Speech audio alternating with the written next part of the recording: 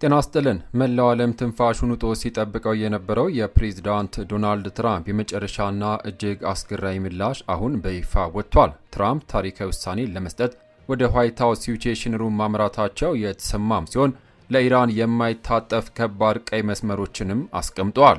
ፕሬዝዳንቱ የሰጡት ሰፊ መግለጫ ዓለምን አስደሟል። በቅርብ ዓመታት ውስጥ በዓለማችን ከተመዘገቡት እጅግ አደገኛ የጂኦፖለቲካ ፍጥጫዎች አንዱ አሁን የመጨረሻ ምዕራፍ ላይ ደርሷል።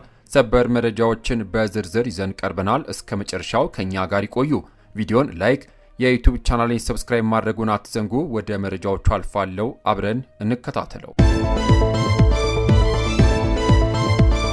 በቅድሚያም ይፋዊ የስምነት ጥሪና የሆርሙዝ ነጻነት። የዩናይትድ ስቴትስ ፕሬዝዳንት ዶናልድ ጄ ትራምፕ ኢራን የኒውክሌር መሳሪያ በጭራሽ ላለመታጠቅ የሚያስችላትን ፍጹም ይፋዊና መደበኛ ስምነት ላይ መደረስ እንዳለበት በድጋሚ ገልጸዋል።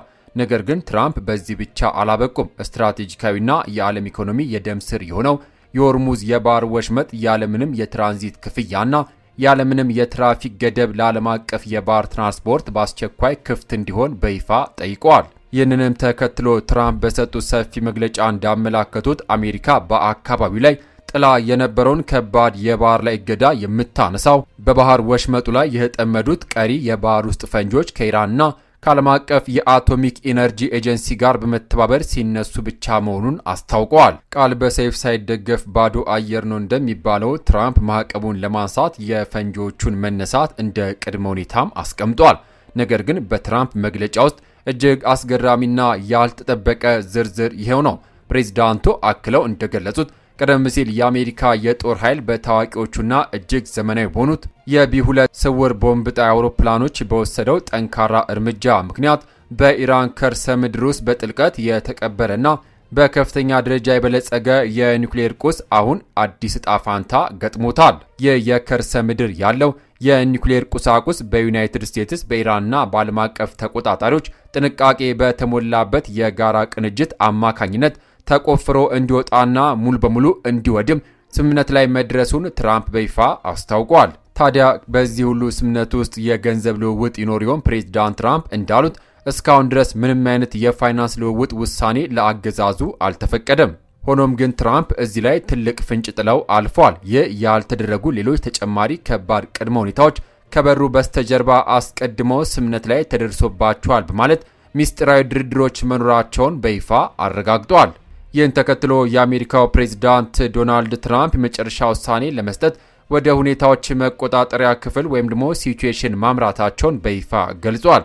ይህ እርምጃ በዋሽንግተን በኩል በኢራን ጉዳይ ላይ ታሪካዊና ዓለምን የሚቀይር ውሳኔ ለመስጠት ሰዓቱ መቃረቡን የሚያሳይ ትልቅና ጠንካራ መልእክት ተደርጎም ተወስዷል። የአሜሪካው ፕሬዝዳንት ዶናልድ ትራምፕ ከበሩ በስተጀርባ የተደረጉ ስምምነቶችና የትራምፕ ወደ ሲቹዌሽን ሩም መግባት ከጀርባው ትልቅ ለውጥ እንዳለም ማሳያ ነው።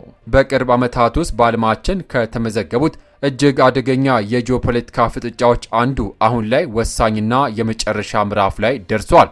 የመላው ዓለም ማህበረሰብ ትኩረትም አሁን በዋሽንግተንና በቴህራን ላይ አርፏል። በመካከለኛው ምስራቅ ያለው ውጥረትና ያልተለመደው የኃይል አሰላለፍ ወደ የትኛው አቅጣጫ ያመራል?